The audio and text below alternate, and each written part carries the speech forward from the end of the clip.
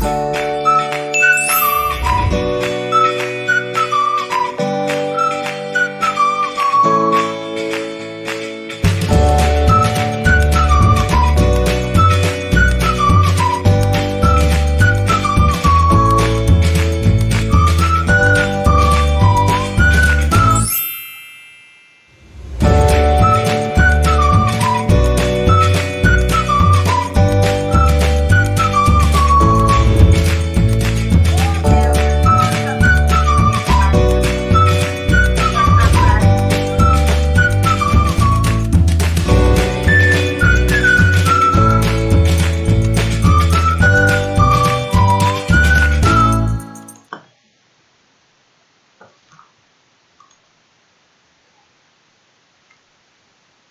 evening, students. Good evening, Lokesh.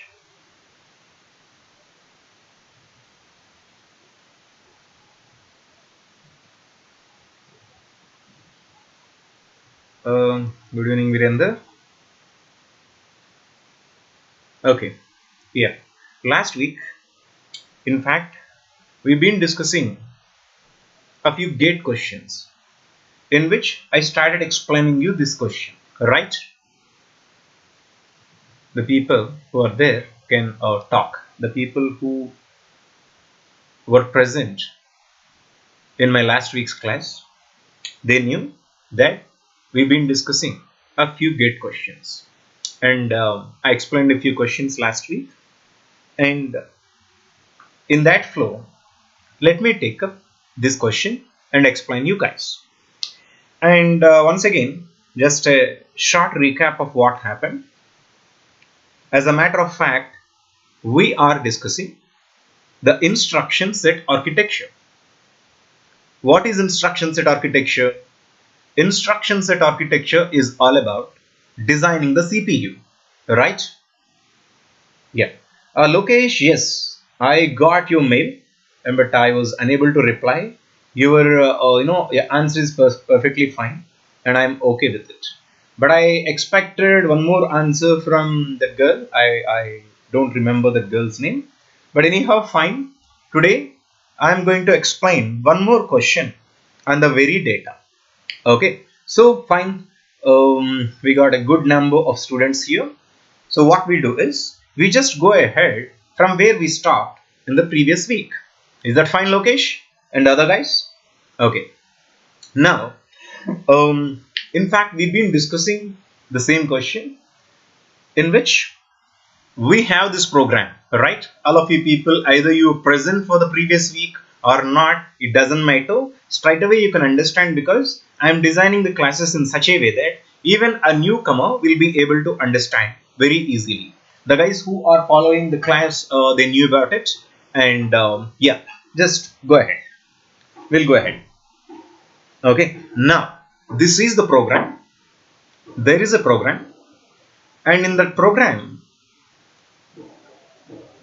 there are few general purpose registers R1, R2 and R3, right? This is the program.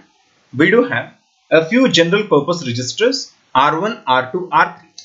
Okay, just a minute. Let me go for the full screen and select the pen. Yeah. Spare me, a lot of Diwali crackers are happening in the background. I couldn't help it. I just want to postpone the class or doing something like that. But I do not want to go for that, because I'm never interested in cancelling or postponing a class. So you have to spare the sounds or whatever, because this is the Diwali season. I can't, or you can't help it. Nobody can do nothing about it. Okay. Now, so this is the program. In one of the previous year GATE question, this program was given, and we just have to interpret the output. And we were asked a few questions based on this, data given based on this program. Here it is said that R1, R2 and R3, R1, R2 and R3 are general purpose registers, which means that they can store any data within the processor, right? Now, there is a question given on this data. We did not finish this. Rather, we finished the first two questions on this. But this is a fresh question on the very data, on the same data.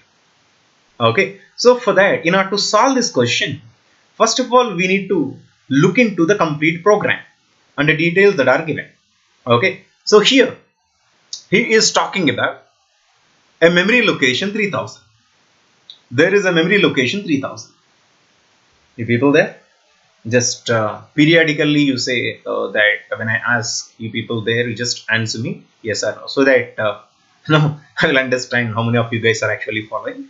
And I will pose the questions periodically so that you will be able to answer when I ask you the questions. Now, let us draw the block diagram of the memory.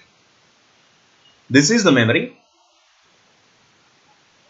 Let us say this is the memory in which there is a memory location at address 3000. That is, 3000. So this is memory location 3000, for which the data is 10. The content of the memory location 3000 is 10, which means that under memory location 3000, I do have the data which is equal to 10, right? And the contents of the register R3 is 2000. Let us see. I will draw the registers also here adjacent to the memory itself. This is R1. Let us say this is R2 and this is R3. This is R1,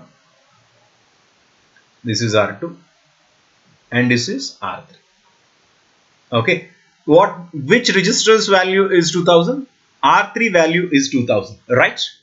The R3 value is equal to 2000, right? Okay, and we'll look at the other aspects of this program. The program is loaded from memory location 1000. All the numbers are in decimal. Assume that the memory is word addressable. The number of memory references for accessing the data and executing the program completely, we solved this already. This is 21. And here there is one more detail given. The contents of each of the memory locations from 2000 to 2010 is 100. That is, let us say there are addresses from 2000 to 2010. 2010. All of these locations values are just 100. Okay, right from 2000, this is equal to 100. 2001, this is also equal to 100. Okay, 2002, this is also equal to 100, and finally 2010, this is also equal to 100. And because in the question it is given that the contents of the memory location right from 2000 to 2010 are equal to 100, right? This is the data given in the question. Now, there is a typical question. After we execute this program completely, completely, what is the value of the memory of memory location 2010? This was a question asked as a third question. We solved 1 and 2 and on the same data. In order to solve the third question, we will see how this program is going to execute. You people are here? Now, there is a question that once after you execute this program, what is the value of memory location 2010? For that, we need to go through this program. Let us see what is going to happen when we execute this program. And finally, we come to a conclusion. In what way the memory location 2010 will get affected? If memory location 2010 will get affected, then the contents will be different than 100. If the 2010 doesn't get affected, contents will be just equal to 100. This is the question. The question is not here. I just will write it. Okay. I just will write it here. Assume that the memory is word addressable. I will write it here. The question is,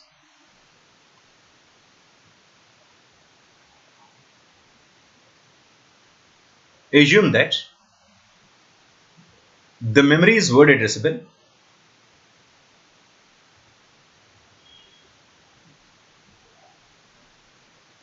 Is word addressable.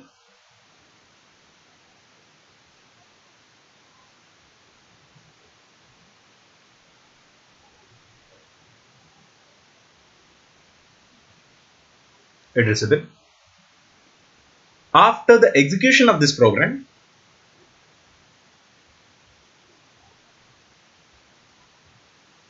after the execution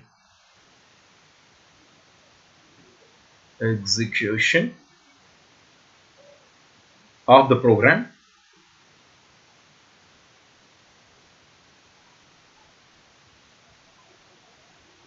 the value of memory location, I will write it as ML 2010, is what? The options that are given here: A 100, B 101, C 102, and D 110. 110. These are the options. Let us see how the program is going to change the contents of the memory locations. Once again, we need to execute the program and we have to understand what is the value of the contents of the memory location, what is the value of the memory location 2010 after we execute this program. Now, let us see how this program is going to execute. The first initial step is memory of 3000 gets transferred to R1. This is the very first step. Okay. So, contents of the memory location are equal to 10, right? In the first instruction, the contents of the memory location 3000 getting moved into R1. So, after executing the first instruction, the R1 value is equal to 10.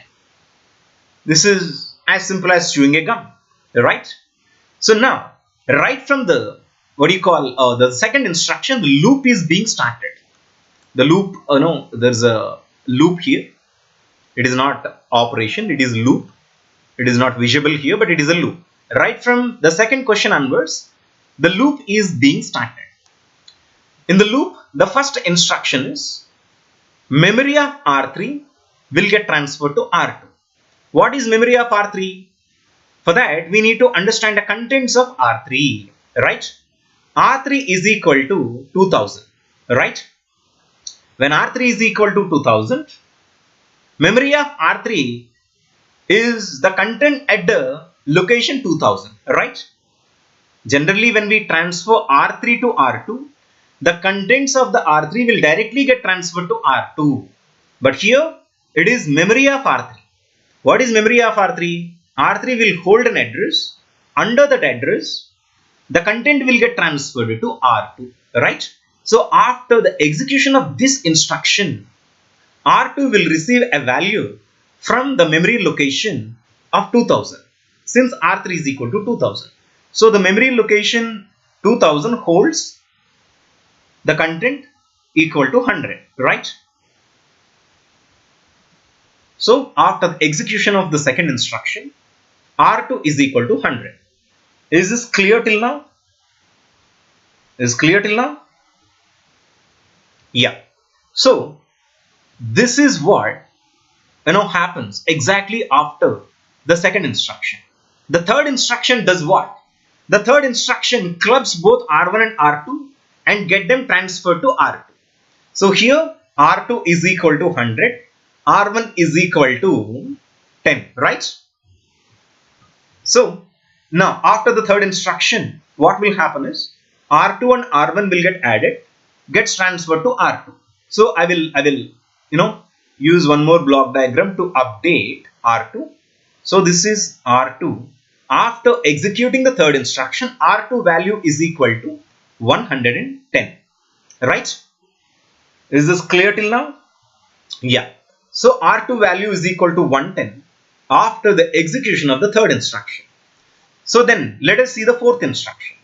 Here R2 value will get transferred to memory of R3.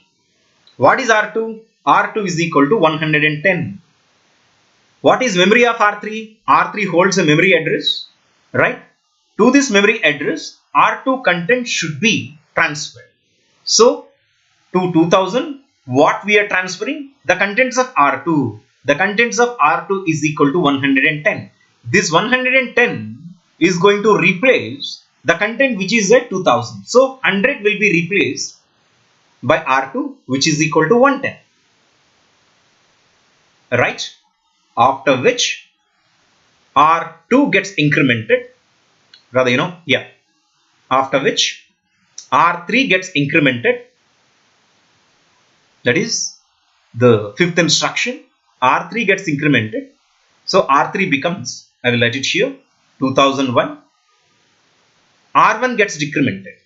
R1 value will be equal to 9. Is this fine? So this is what going to happen when one iteration gets finished. Once again, when we look at the loop, in the loop exactly what are the things happening? If you actually can focus, in the very first step of the loop, memory of R3 is getting transferred to R2. What is R3? R3 value is equal to 2000. Okay. Memory of R3 is equal to 100. 100 is getting transferred to R2. After which R1 and R2 getting added. R1 is already equal to 10. R1 and R2 getting added and getting transferred to R2. Now R2 is equal to 110. After updating R2, R3 is getting incremented. Right? No. After updating R2, the value will be sent to, value is getting sent to memory of 2000. Yeah. After updating memory of 2000, what is being happening? R2 value is R1 value is getting decremented. R3 value is getting incremented. This is after the first iteration. Right? So now, finally, when it comes to the loop, branch on non-zero, we will go back to loop. Okay, so R1 value is equal to 9. After decrementing R1, the value is equal to 9. So obviously R1 value is not equal to 0. So what we do is, we will have to go through this loop for one more time. Okay, the loop gets repeated as many times as R1 gives you a non-zero value. Okay, so this is the first iteration of the loop, right? Same, when the iteration continues, what will happen? Memory of R3 will get transferred to R2. What is memory of R3 right now? R3 is equal to 2001. Okay, at 2001 what is there? At 2001 100 is there, right? This 100 will get transferred to R2. This 100 will get transferred to R2. R2 value is equal to now 100, let us say. After transferring the contents, what is being done? R1 and R2 getting added and getting transferred to R2. So now 100 plus 9, R1 value is equal to 9. R1 value is no more equal to 10, because if you can have a look at, R1 value is getting decremented, right? In every iteration of the loop, R3 value getting incremented and R1 value is getting decremented. So R1 value is equal to 9. So 100 plus 9 is equal to 109. So this 109 will get transferred to R2. So R2 is equal to right now is 109. Okay. After having the value R2 is equal to 109, the next step is R2 is equal to, R2 value will get transferred to memory of R3. That is memory of, R3 is equal to 2001 and the memory of R3. That is at 2000 first location, the contents of the R2 gets transferred. So here 2001 will get replaced by 109. Okay, so 109 replaces 100. So this is the second iteration. After this, what happens? R3 gets incremented, R1 gets decremented. So R3 becomes 2002, R3 becomes 2002, R1 becomes 8, right? So if you can have a look at, if you are being sensible, simply the program when it gets executed, the contents of the memory location 2000 to 2010 are simply being decremented by, that is 2000 will receive 110, 2001 will receive 109, and then 2002, what is going to happen? 100 will be replaced by 108, because these memory locations are getting the values which are the addition of R1 and R2. Since R1 is equal to 100 and since R1 is equal to the decremented value of the R1 and the R2 is always 100, these memory location 2000, 2001, 2002 till 2010 receiving the values in such a way that 110, 109, 108, so on. So the next iteration makes 2003 107. Okay, so on. So contents of the memory location 2000, after executing the program, we need to find out. A simple logic that the loop gets repeated for 10 times. Loop is based on R1, right? Loop is based on R1. R1 value is initially equal to 10. So the loop gets repeated for 10 times. When loop gets repeated for 10 times, only from 2000 to 2009 will get updated. Finally, we will have the contents of the memory location 2009 equals to 101, right? And 2010 will not get updated because right from 2000 to 2009, there itself 10 iterations of the loop got already finished. So 2010 will never get updated. So the contents of the memory location 2010 will still be 100 itself. Contents of the 2010 will not get affected during the execution course of this program. Did you understand this? It is the simplest program in which when the loop gets repeated,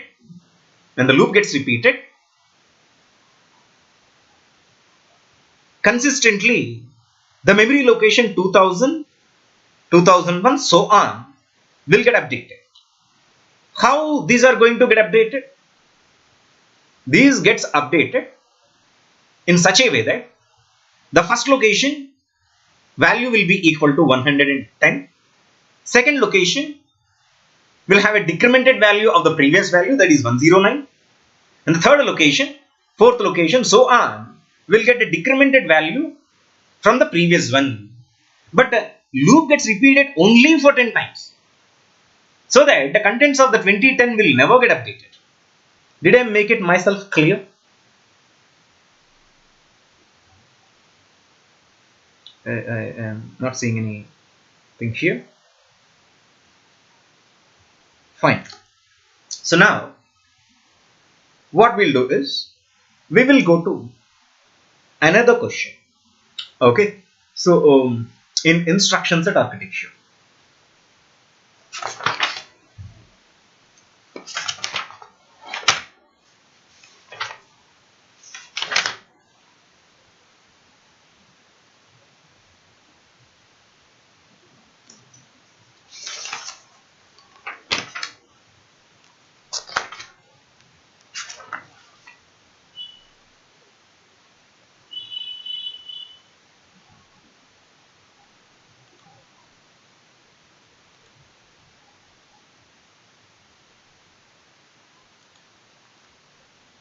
yeah. Let me find out a good question to discuss.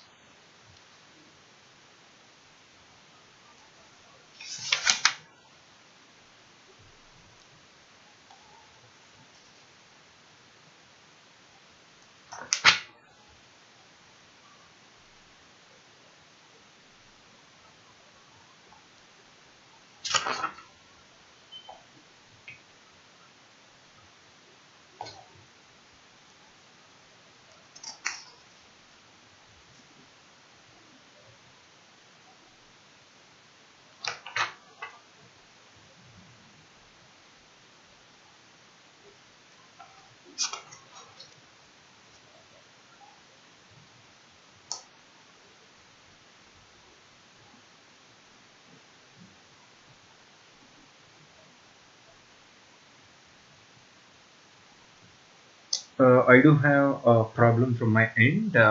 This chat window is not working, so give me 1 or 2 minutes. Meanwhile, I'll be able to restore it.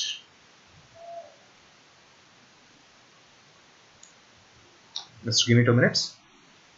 My chat window isn't working.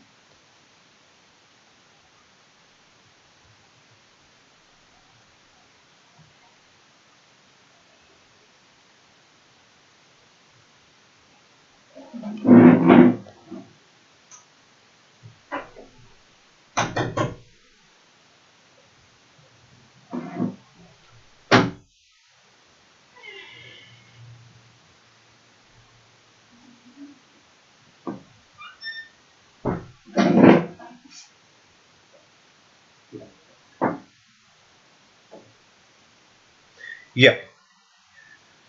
Now, I want something. Did we discuss the?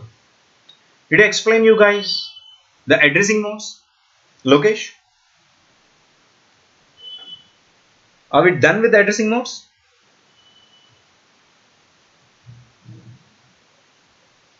Just one answer. Are we done with the addressing modes?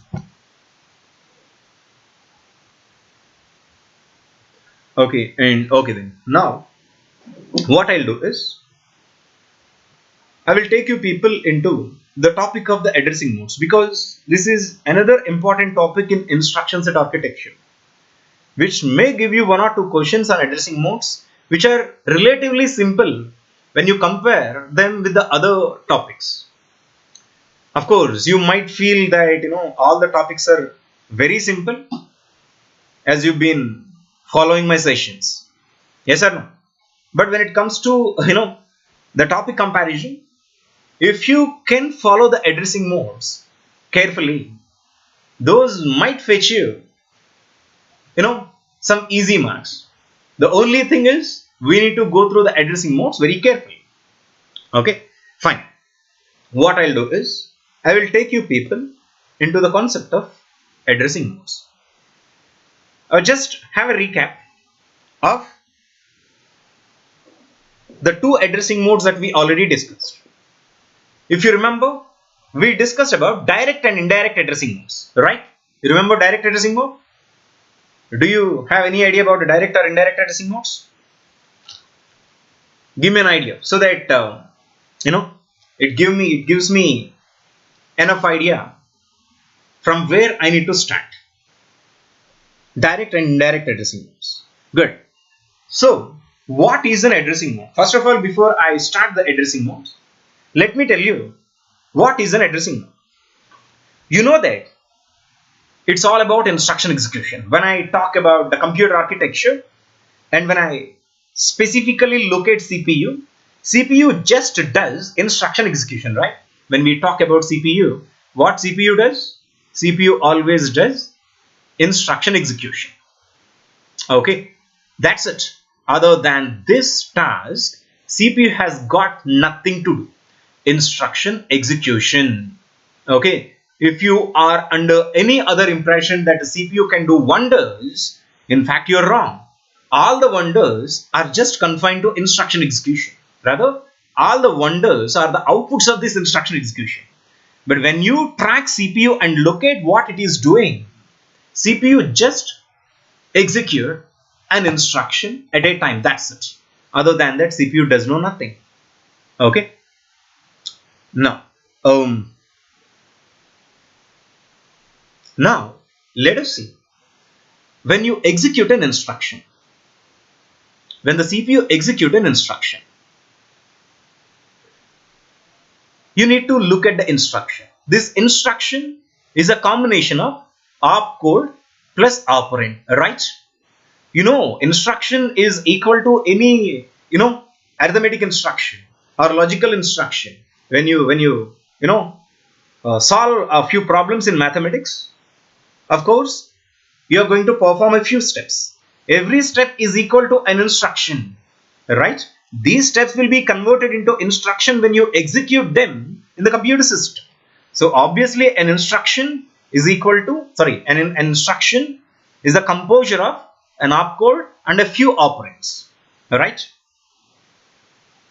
Yeah. Now, when it comes to the operand, these operands are available in main memory, right? You people know that the data supplier for the CPU is always main memory. When CPU requires the operands to be fetched, when the CPU requires to fetch the operands, it just accesses the main memory, right? So here, main memory has many locations. Main memory has many locations. But for an instruction, there will be a memory location in which the operand is available. Let us say, I do have an instruction, first instruction. For the first instruction, operand is available in 250th location.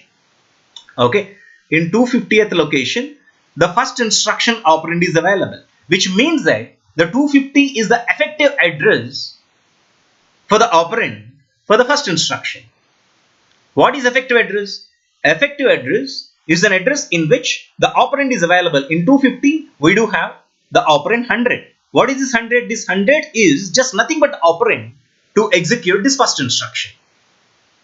Okay, now you can understand that main memory is going to give you the operands for the instructions. When you execute an instruction, this instruction may require one or two operands. These operands are available in main memory. But where in the main memory? In their respective effective addresses. Such as, for the first instruction, 250 is the effective address, and the effective address is an address in which the actual operand is available. Okay, now here, what is the purpose of an addressing mode?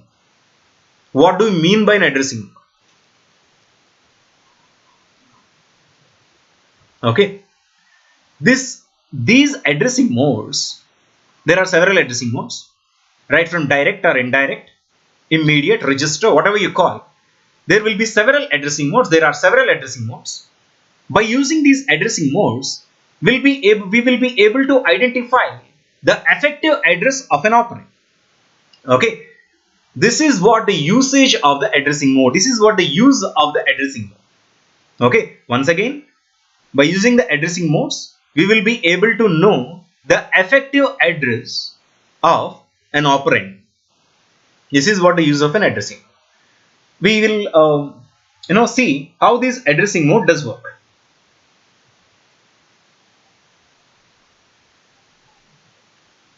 How this addressing mode does work. There are several addressing modes.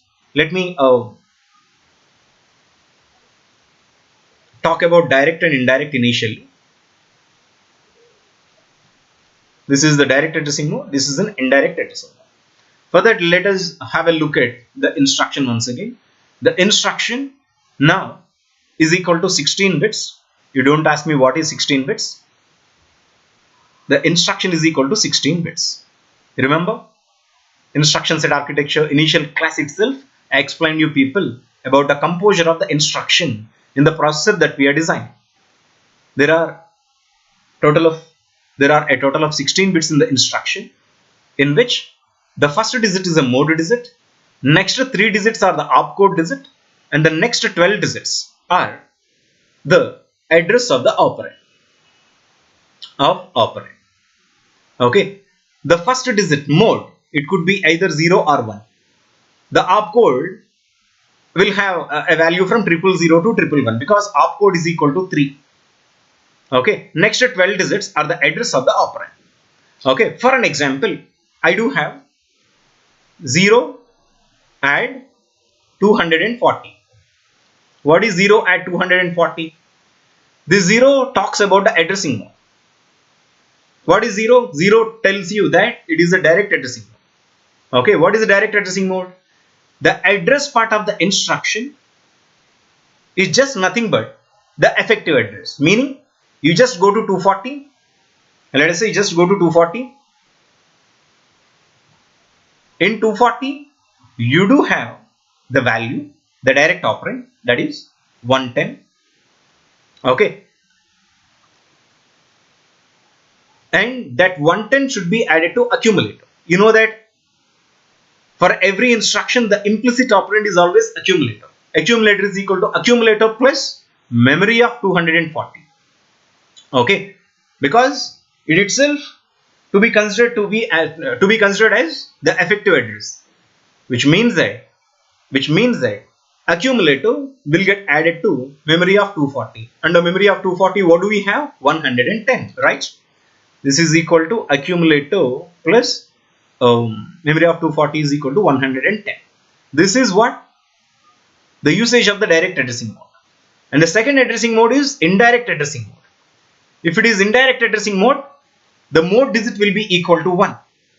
If it is equal to 1, then the address part of the instruction contains an address in which there is another address. Okay. Earlier, in this address, we do have a direct operand. But in the indirect addressing mode, in this address, we do have another address. At that time, this 110 cannot be the direct operand. Rather, this 110 is just nothing but another address. So, going to 110, we are going to get the actual operand. This time it may be 200 and 2500. So, this is already discussed. Several times I explained you guys about direct and indirect addressing modes. Now, let me take you people to the other addressing modes. Okay. The third addressing mode is called immediate addressing mode.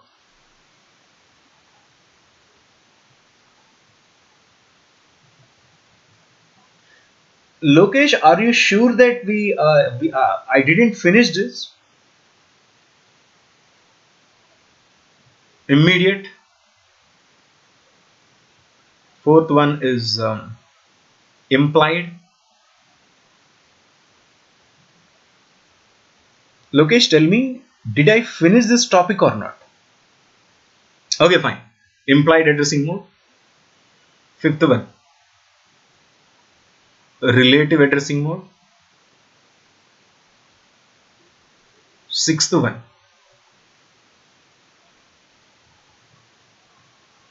register addressing mode. Seventh one,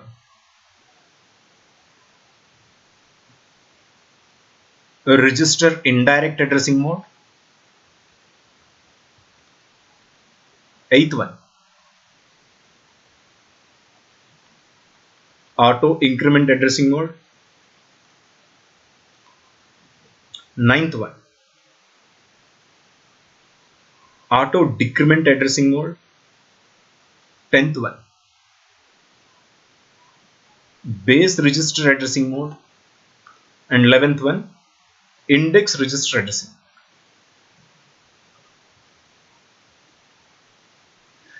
First of all, let me tell you something before I enter into the topic. When you buy a processor, when you purchase a processor, that processor will come up with a package. Okay, of course it could be i9 or i8 or Celeron or Snapdragon. When you purchase a processor, it comes up with a package. This package includes the machine language instructions,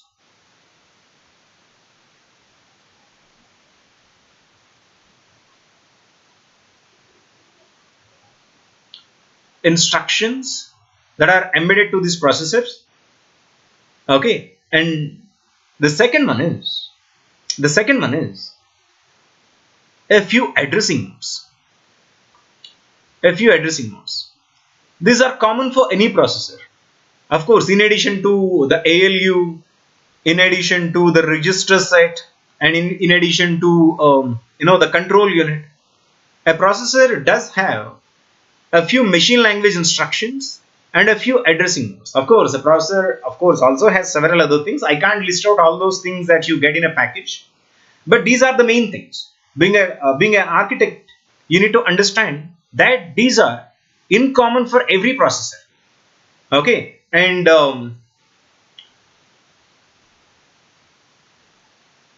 these two are needed to be understood before I start the addressing modes, because you know what is a machine language instruction. What is the machine language instruction? When a high level language instruction is getting executed, it required to get converted into machine language instruction. For that, processor should support by giving you an appropriate machine language instruction for every high level language instruction that gets executed when you execute a high level language program. Of course, we know that the machine language instructions are common, of course, are mandatory for every processor. But what is this addressing modes? As you know that the machine language instructions are must be included in every processor, the second thing that you need to understand is addressing modes should also be included in every processor. And let me tell you something. These machine language instructions will be different from processor to processor, but operations will be in common. For an example, let us take a cell run processor. For a cell run processor, there might be an instruction called add. Okay, this add is going to perform addition when you execute an instruction which has addition operation in that. So for that, we require a corresponding machine language instruction add to be executed in a cell run processor. There might be another processor which is called i7. In i7, there is a machine language instruction called sum, which might exactly be equal to addition. Here only the thing is the way you mnemonic it, the way you label it. Simple. The label is the only difference. Okay, but the actual operation will be the same. And considering the complexity of the processors, a few processors will have limited number of machine language instructions. The initial processors does have only a few number of machine language instructions. In those processors, one high level language instruction requires to be converted into many machine language instructions. I hope you are getting what I am talking about. Are you, Lokesh? The thing is, in the earlier processors, the number of machine language instructions were limited. So at that time, if you want to execute a high level language instruction, it may require a set of machine language instructions. Okay, but in the advanced processors such as i7 or i5, a huge number of machine language instructions are available, which means that for every high level language instruction, there might be a corresponding one and only one machine language instruction. Okay, this evolution you can understand. You always expect when a device such as computer system is getting updated, this evolution is inevitable. Now, the current topic, addressing modes. These addressing modes, let me tell you, if we can actually discuss the standard addressing modes, if we can actually discuss about the standard addressing modes, what I listed here.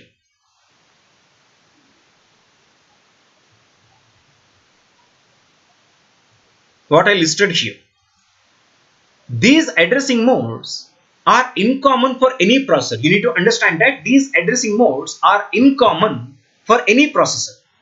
Maybe this is, of course, as you know that these are the addressing modes that we are trying to implement in the processor that we are designing currently, right? Now, when we are designing the processor, we want a few addressing modes to support our instructions. So I decided to go for these addressing modes.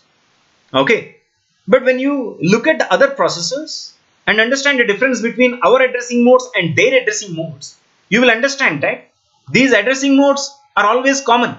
You go to i5, i3, Celeron or Pentium, take any processor, and when you look at the set of addressing modes that are being provided by those processors, always includes the addressing modes that we are discussing right now, which means that name might be different.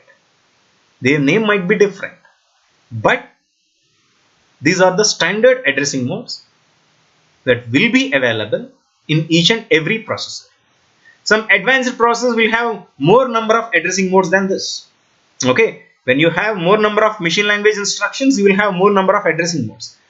But why we are not listing out those addressing modes? Don't worry.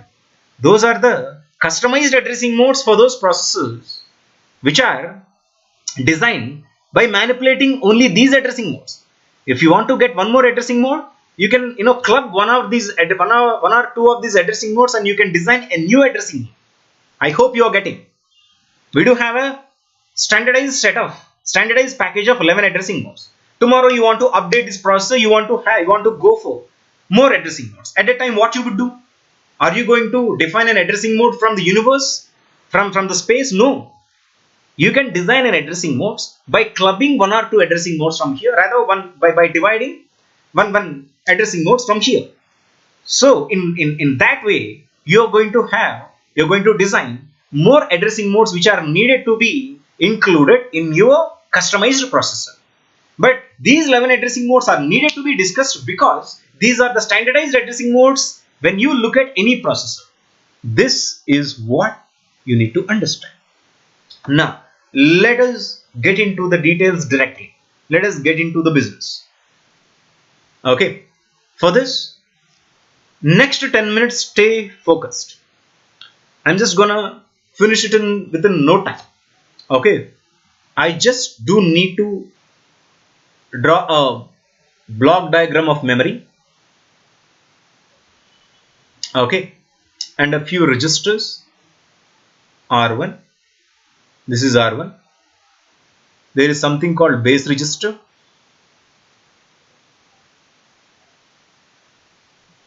There is another thing called index register. Index register. And this is a program counter. These registers are more than enough to demonstrate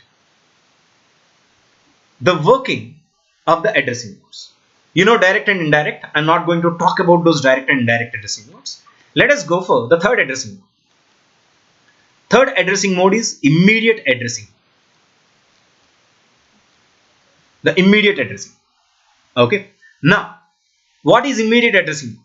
Of course, our old instruction, let us say, add 450. Okay.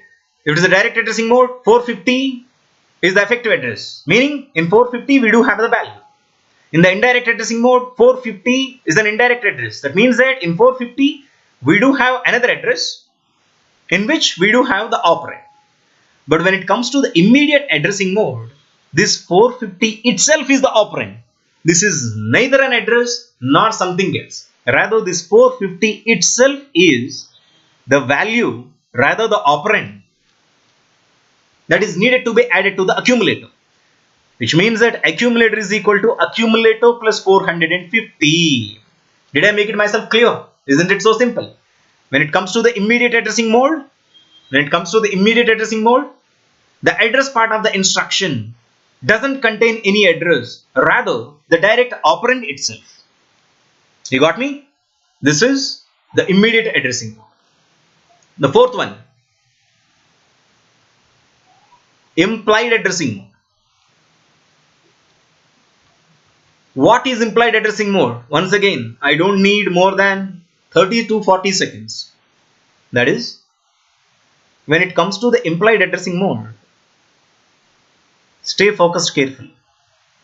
No operand is specified explicitly to the instruction. Sir, what is this? What you're talking about? If you don't have an operand, how we're going to execute the instruction? Don't worry, let me finish. If you look at a few instructions, operands are not explicitly mentioned. Let us take some instructions. CLA. What is CLA?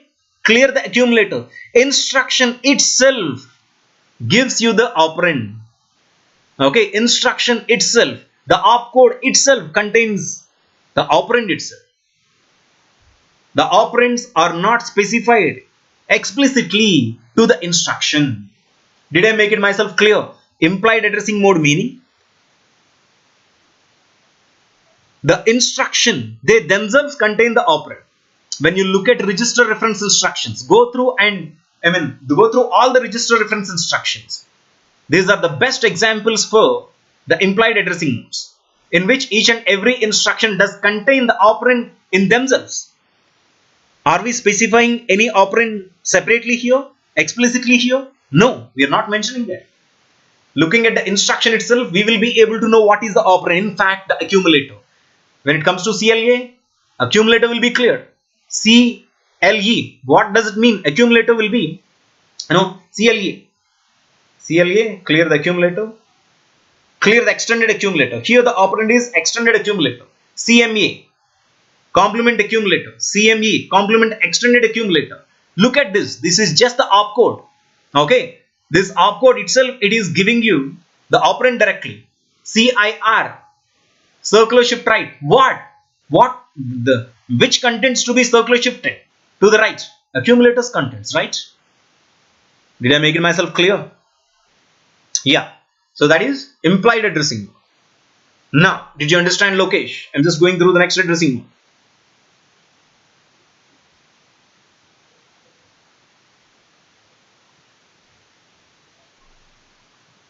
Let's start to talk. Are we done with? Are we done till implied addressing mode?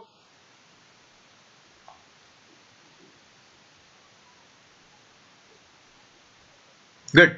Now, the next thing is implied, and next thing is relative addressing. What is relative addressing mode?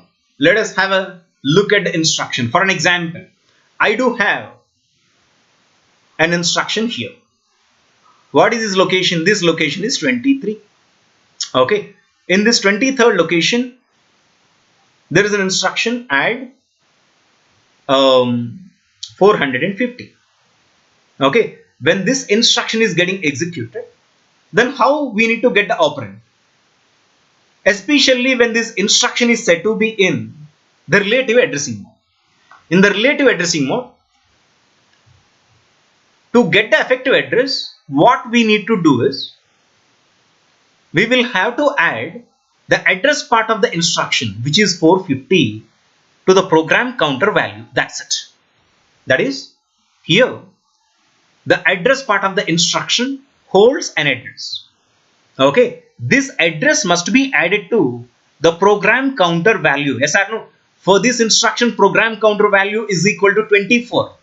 Okay. For the relative addressing mode type of instructions, we need to add program counter value to the address which is specified in the address part of the instruction. So here 450 plus program counter value. What is the program counter value? 24. 450 plus 24 is equal to 474. 474 is the actual effective address. Okay. Just go to 474. In 474, you will have the actual operand. Simple. The operand is, let us say, 110. This 110 must be added to accumulator. Did I make it myself clear? So now accumulator is equal to accumulator plus M of address part of the instruction plus program counter value. Now here address part of the instruction is equal to 450. Program counter value is equal to 24. M of 474 is equal to 110. Did I make it myself clear? 110. So accumulator is equal to accumulator plus 110.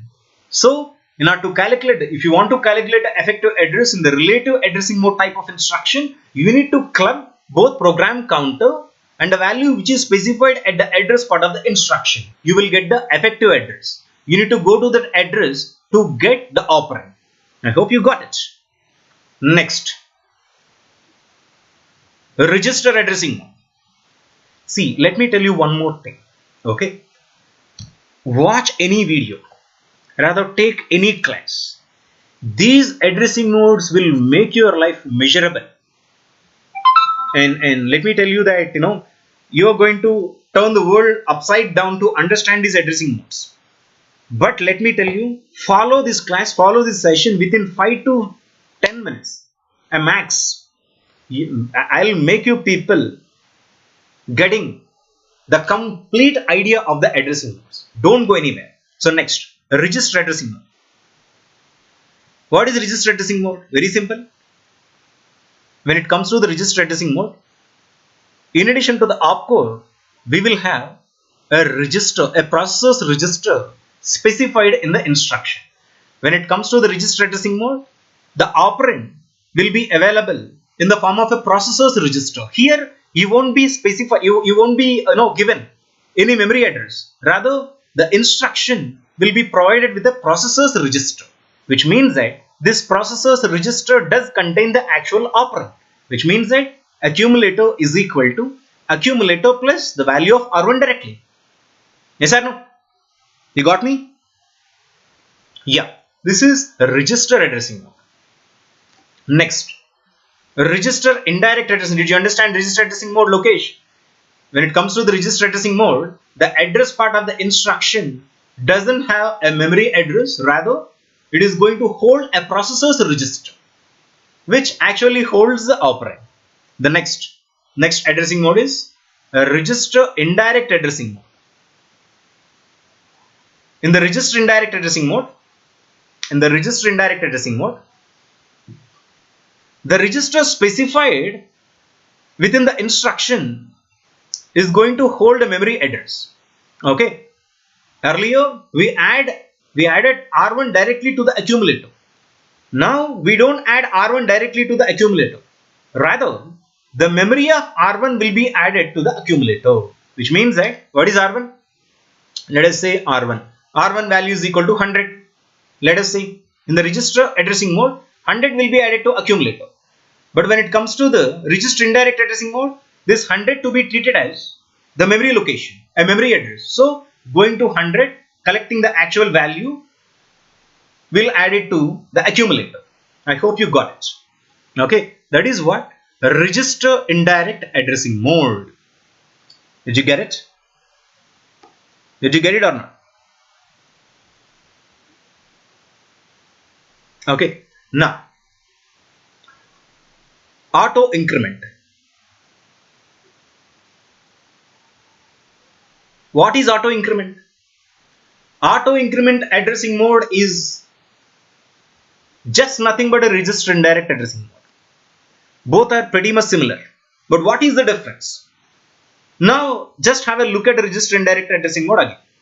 In the register indirect addressing mode, the register which is specified in the instruction holds a memory address. Going to that memory address, we will collect the operand and then we will add it to the accumulator. This is the process of register indirect addressing mode. There is only one difference in between register indirect and auto increment, that in the auto increment addressing mode, after performing the operation, what we'll do is we will increment the contents of the register. Okay, so again we will go to register R1. Taking this R1 will go to memory, get the content whatever 1010. This 1010 will be added to the accumulator. Accumulator is equal to accumulator plus memory of R1, which is 1010. Now operation has been performed. After performing the operation, what we'll do is simply we'll go to register R1 and we will increment the contents. That is 100 will get incremented to 101. Yes or no, Lokesh? You got me? Yeah. In the auto increment addressing modes, there's only one step needed to be performed in addition to the register indirect addressing mode. That is, after performing the operation, we will go back to the register and we will increment the contents. That's it. Okay. And next, auto decrement.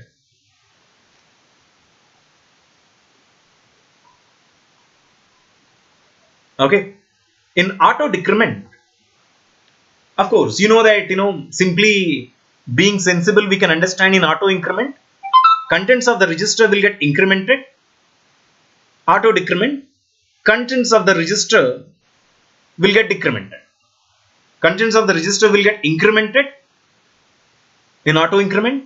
contents of the register will get decremented in auto decrement addressing mode, but with one difference. In the auto increment addressing mode, initially it was 100. Now this is a memory location. Going to 100th memory location, we will get the content 1010 and we'll get it added to accumulator. Accumulator is equal to M of R1, right? After performing the operation, we will come back to R1 and we'll increment to 101. Okay. But in auto decrement addressing mode, in contrast to the auto increment addressing mode, what we do is, before performing the operation itself, we will decrement the contents. That is 100 will get decremented to 99. Taking this address will go to the main memory. In 99, we will have the operand. In the auto increment addressing mode, once again, R1, the value of the R1 itself is the effective address. Okay. After performing the operation, we will increment the contents. But when it comes to the auto decrement, value of R1 is not effective address. First, we will decrement the contents. Taking this as an address, we will go to the main memory. I hope you got it. Okay. So this is the difference between auto increment and auto decrement addressing mode. Okay. Just go through all these addressing modes, all of these addressing modes. We will have 2 more addressing modes that will be explained in the very next class. Okay. After finishing with the addressing modes, I will explain you how to solve the questions on addressing modes, which are very, very simple. So in the next week, what we do is, we will finish the remaining addressing modes, after which we will finish all the gate problems, all the previous gate problems on the topic addressing modes. Okay. So that's it for today. Same day, same time next week. Okay. Thank you.